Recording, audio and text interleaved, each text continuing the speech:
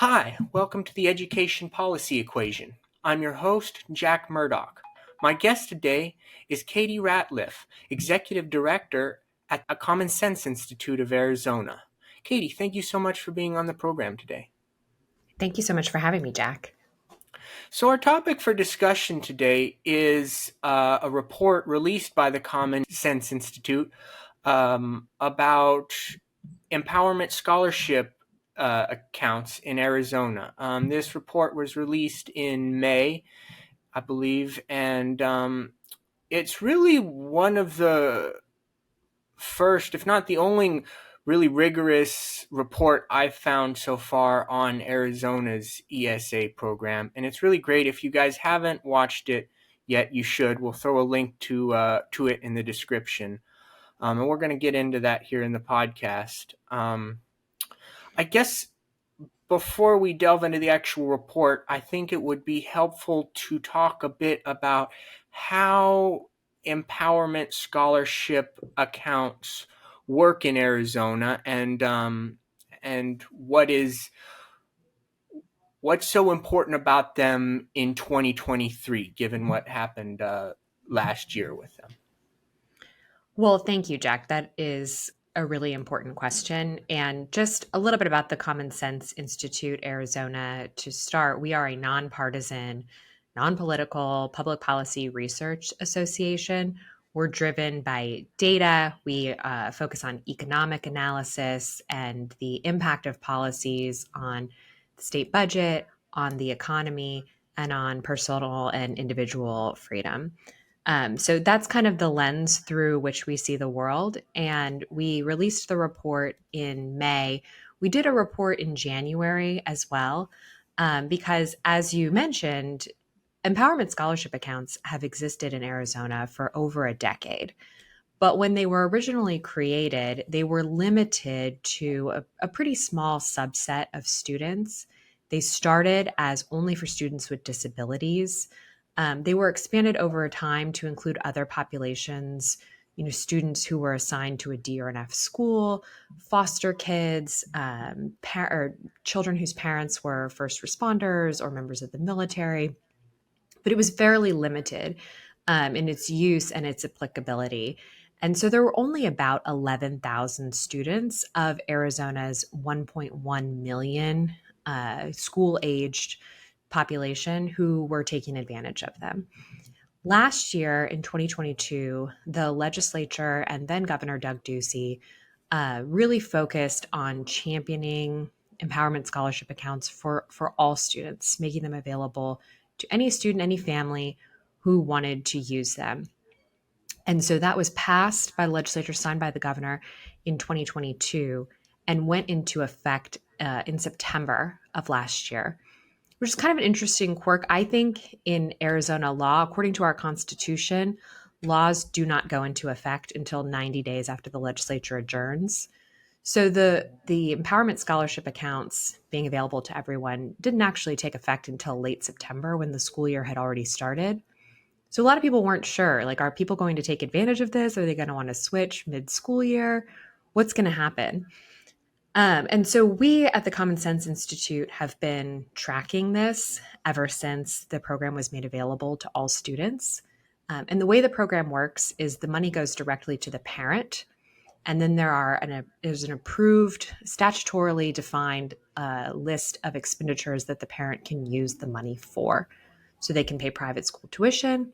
If they choose to homeschool, they can purchase things like curriculum, other things that may be used to advance their child's education.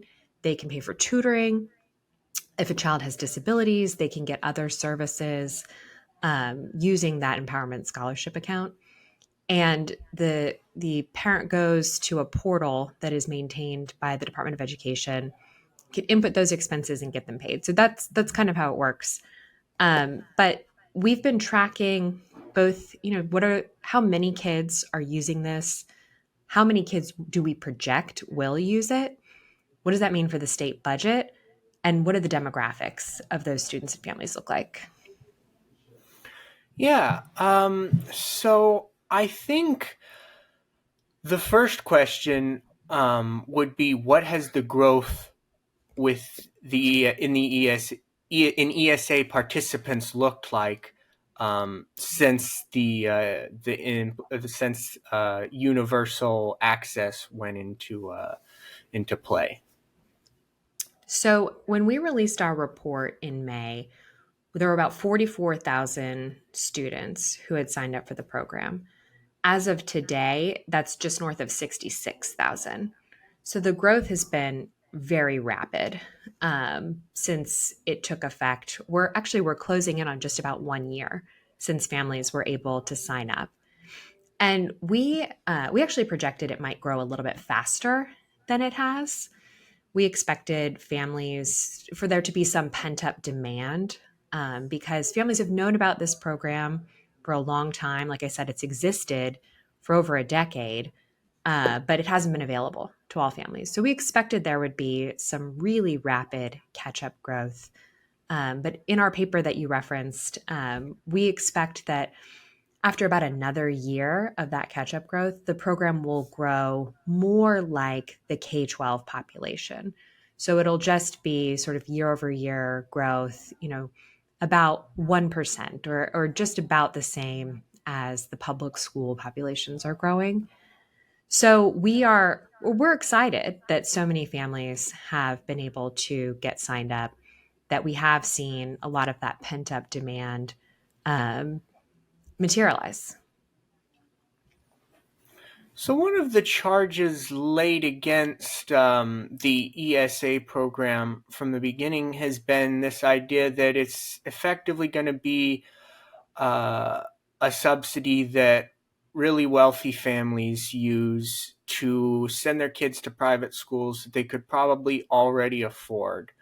And if that were the case, that this was the primary recipients of ESA accounts, it makes sense that that would be an undesirable outcome. It'd be a little inefficient, economically speaking, um, and that there's also a sort of sense. I think a lot of people have a sense that that might be unfair if it's mainly benefiting very wealthy families. So I guess tell me what the what you guys found out about the demographics of families taking advantage of the ESAs so far. This is one of the things I love most about data is data doesn't lie. And so you're right, that has been a commonly repeated refrain that, oh, this is just going to be welfare for rich families. And so we wanted to look at, well, what's the data say? What's actually happening? And what we found was really interesting. The program is disproportionately benefiting middle income and lower middle income families. The average income of a family participating in the ESA program is about $60,000. That is lower than the average income of an Arizona family. So, an average ESA participant's family is less well off than the average Arizona family. So, like I said, it's largely middle and lower income families that are participating in the program, which is great because that means they were a population who were interested in school choice, who wanted to take advantage of it, who probably couldn't afford it but for this program. Yeah, and I think seeing that, because I was really unsure before before I read your report, I was really kind of on the fence about the ESA program, and seeing that reading your report was pretty encouraging because that is sort of the spirit behind programs like ESAs. Is you want families who are maybe disadvantaged to be able to access education, that the same sort of education that advantaged children are able to access. So that was an encouraging fact. I think now it'd be useful to move on to the budgetary implications of your report. Um, Another one of the charges that has been leveled against. Actually, I think it'd probably be useful to start by talking about how Arizona has funded public education, and how ESAs are now playing into that. Sort of a little bit into the nuts and bolts of how the budget actually funds education. Yeah, great question because it's really complicated. Largely, Arizona funds public education by allocating dollars that follow a student, and they follow that student based on that student's individual needs. So, for example, if a student has disabilities, they would get a larger dollar amount that goes to the school that they choose, whether that's a district school that they're assigned to, a different public district school that they open enroll in, or a charter school. And now with an ESA, they could also take that money to a private school or to homeschool. There are other weights that are considered. If a child is in high school, they get more money than if they're in elementary school. If they're in kindergarten, they get less. So it really is, from the state's perspective, tailored to the child. But then, depending on the type of school that a child attends, that school gets additional resources. So if it's a public district school, they get money from the local property taxpayers. They can ask the local property taxpayers to give them even more money in something that's called an override, or they can go out for a bond to meet some capital needs that they have. There are other parts of the formula too, that follow a student based on if they attend a public district school or a charter school. There's something called district additional assistance that goes to a child if they're in a district school, that school. There's charter additional assistance, but largely Arizona has really tried to adopt a model where state resources are directed to where the child actually attends. And because Arizona does budgets in 3-year windows, so every time the legislature passes a budget, it's not just for that year, it's for 3 years. So they're looking out a few years to make sure that they're not just balanced in the existing year, but in future years too, which is something that not every state does. And it's a best practice that I'm thrilled the state um, has done over many, many years. So basically, policymakers are kind of forced to guess how many kids will be in the public system. And it's a very educated guess. They have a lot of data. They're working with economists and really, really smart people who can kind of project out how many kids will show up every year in the public system and now in the ESA system. But what happened starting in 2020, and this is what our paper touches on, is a lot of kids that the state expected to show up, that the state allocated resources for, didn't. They just kind of disappeared overnight. And there were a lot of theories as to what was going on and why.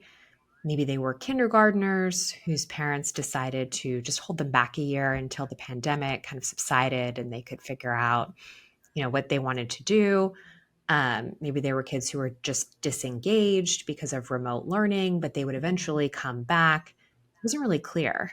But over the course of the last 3 years, several thousand, close to 50,000 of those kids just never came back into the public system.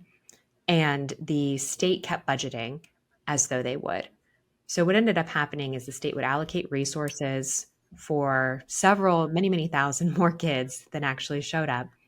Then at some point, they true up with the districts and the charter schools and say, okay, how many kids actually were at your school? And that's how many kids they get paid for.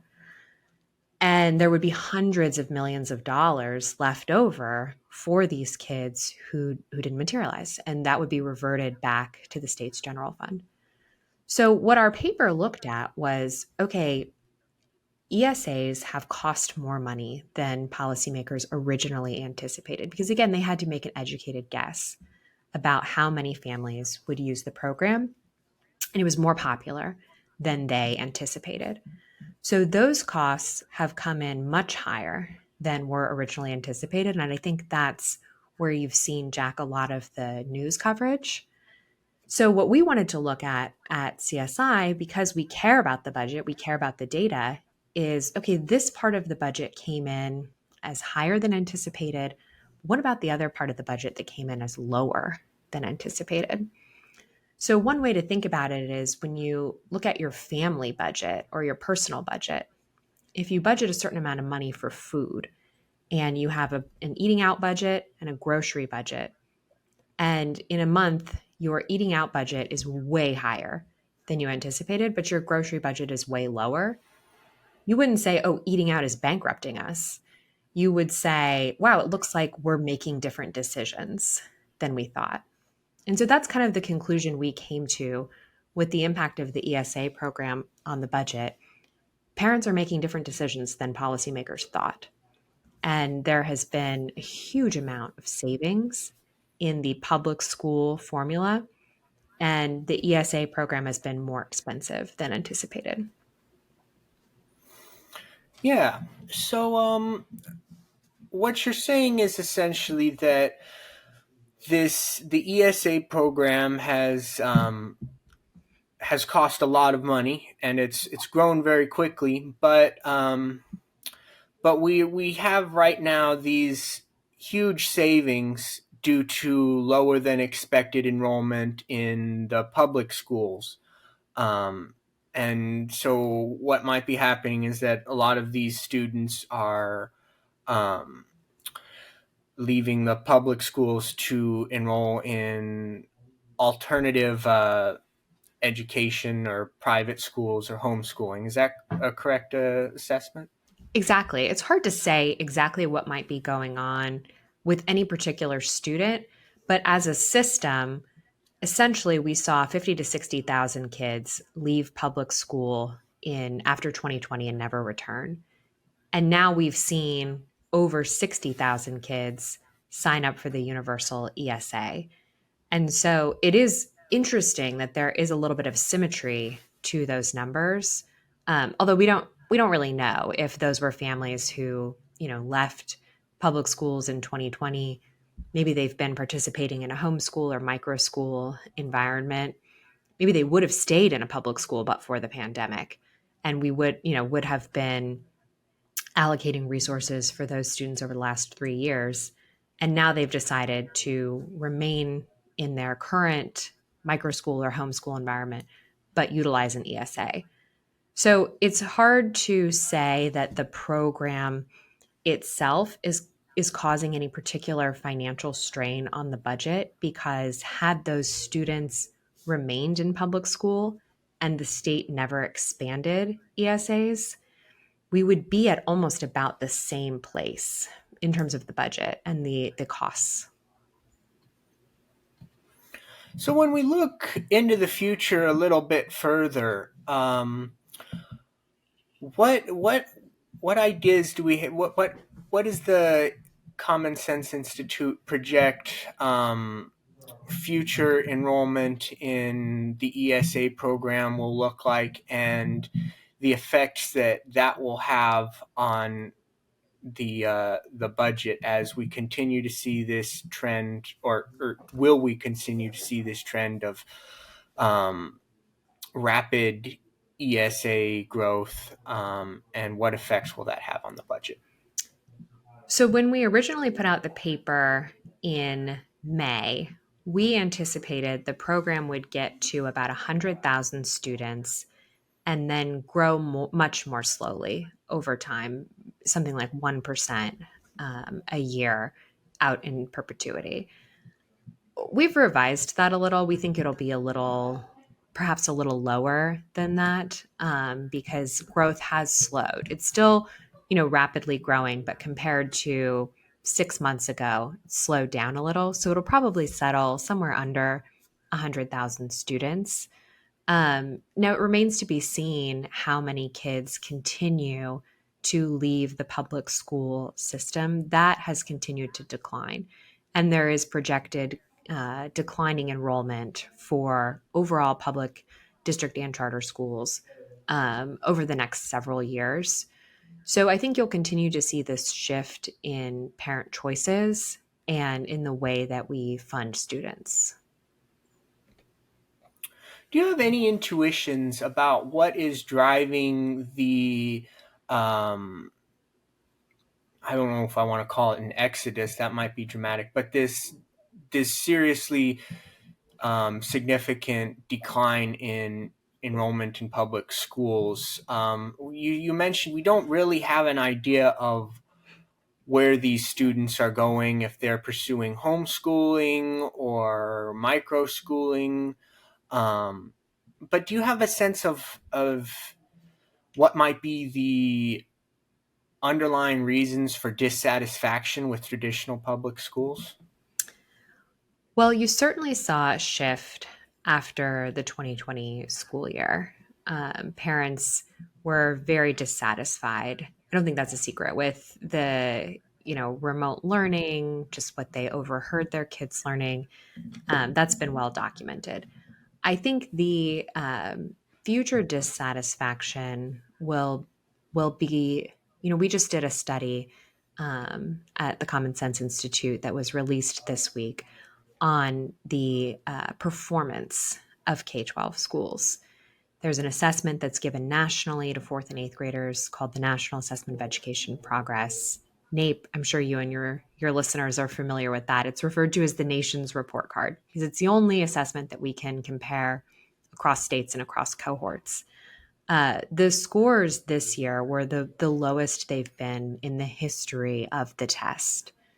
And so parents are feeling dissatisfied and then they're seeing that results have declined. So our study looked at what's the economic impact of that, because there's lots of data that says if you aren't on track in fourth grade, if you aren't on track in eighth grade, you are much less likely to graduate high school, pursue post-secondary, and have a meaningful career for yourself. There's also a high correlation with not graduating from high school and then participating in the criminal justice system later, committing crimes.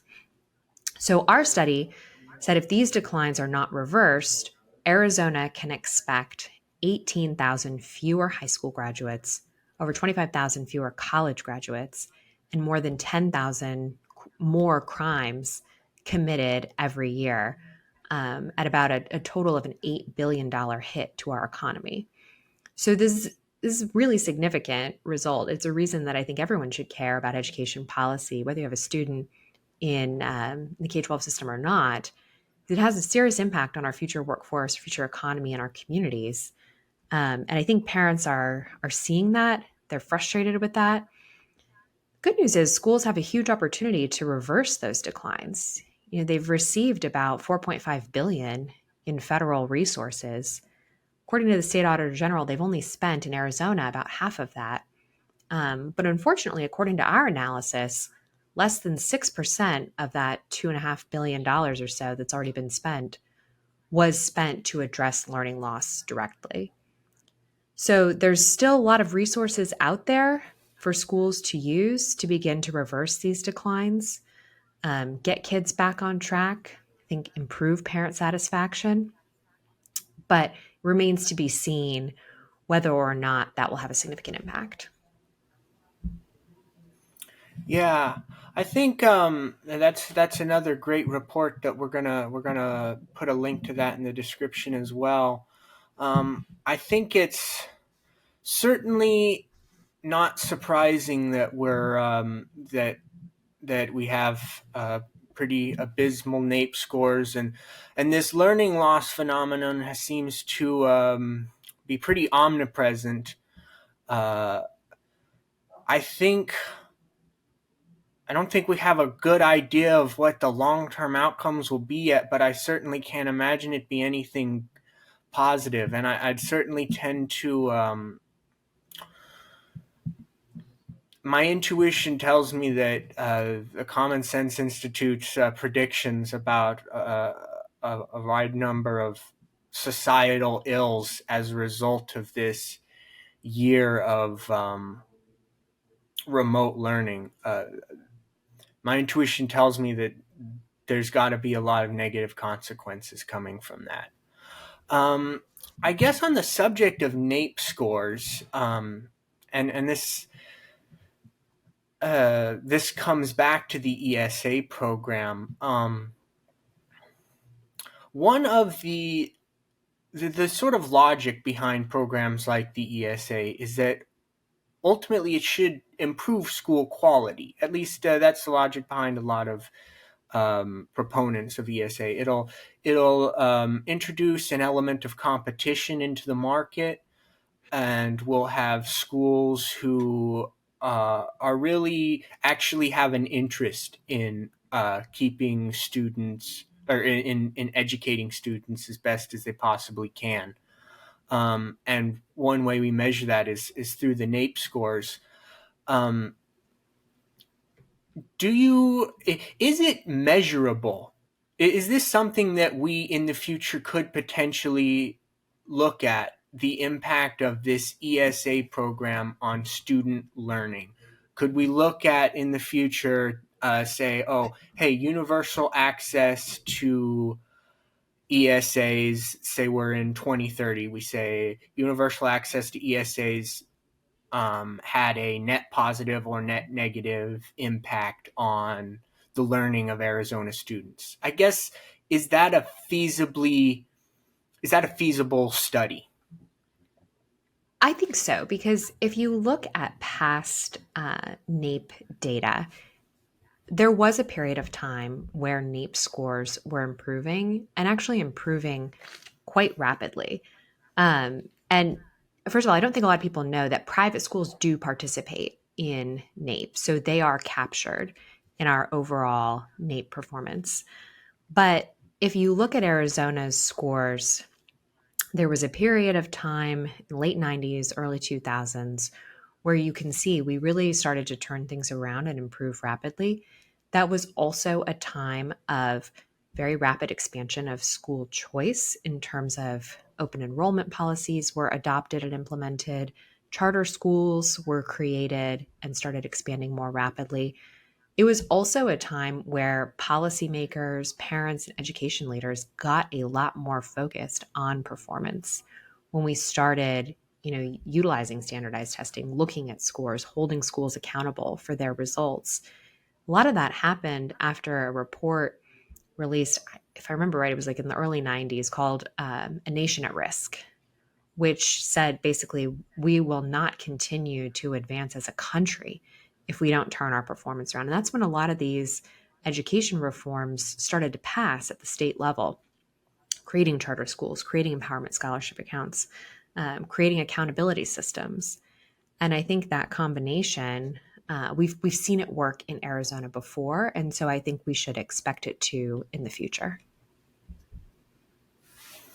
Absolutely. I really hope that's the case, and I guess my intuition tells me that anytime we have uh, more more competition in the market and more choices for parents, I think treating them as informed consumers who can be trusted to do their best to maximize their utility is always a good thing. So I'm certainly hoping that this program will deliver to American parents and students. Um, Tell us where we can find information about the Common Sense Institute and what else the Common Sense Institute is working on these days. Well, thank you, Jack. You can check out all of our research on our website, commonsenseinstituteaz.org. We're also on Twitter, Facebook, and LinkedIn as Common Sense Institute AZ. We do a lot on education policy. We focused on the NAEP scores, the ESA programs, but we actually have a lot broader focus than just education policy. Our research agenda includes anything that could slow down Arizona's economic progress. Over the last 10 years, we've just seen incredible economic growth in the state. We've diversified our economy. We're more resilient than before. We have more higher paying jobs. Um, but all of that could stop. That is the result of really good policy that has been enacted and championed by governors, by mayors, by legislators, really working hand in hand to transform Arizona's economy. But we have some challenges on the horizon. And so our research is focused on what are the things that could stop that progress, slow us down? If we don't have a future prepared workforce, which is why we've focused on education policy and especially on the NAEP scores, we're going to be looking more at water. What does our water future look like? We focused on things like tax and regulatory policy because I think a lot of people take for granted that this is a great state to do business, but it's because of a lot of these business friendly policies that have been enacted over the years. So that's kind of what we focus on. And we're really excited, obviously, about the future of Arizona and how we can continue to grow and thrive. But we want to be presenting policymakers and the public with really good nonpartisan data that they can rely on when making decisions about our economy. Well, it sounds like a fantastic place to get information about Arizona's economic issues. Is there anything you'd like to add? No, I'm just really grateful that you invited us on the podcast today to talk a little bit about our work. Um, I'm so glad that you've created this podcast, that you're talking about these issues, because I think they're really important. And I think it's important that people talk about them the way you do, in a very approachable and optimistic way. Well, thank you for that. And thank you, Katie, so much for being on the program. Thanks, Jack.